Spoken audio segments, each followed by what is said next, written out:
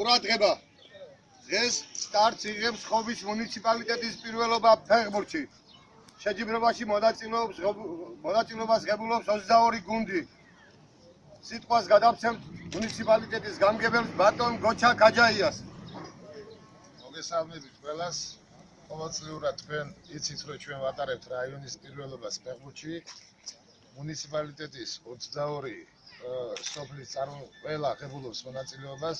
ტურნირი ყოველთვის არის დაძაბული და ფეხბურთი იცით, რომ ძალიან პოპულარულია ხალხში. ყველა მონაწილეს, ყველა გუნდს მინდა წარმატებები გისურვოთ.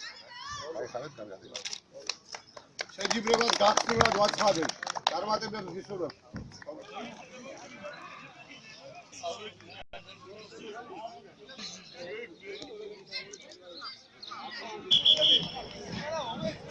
არა,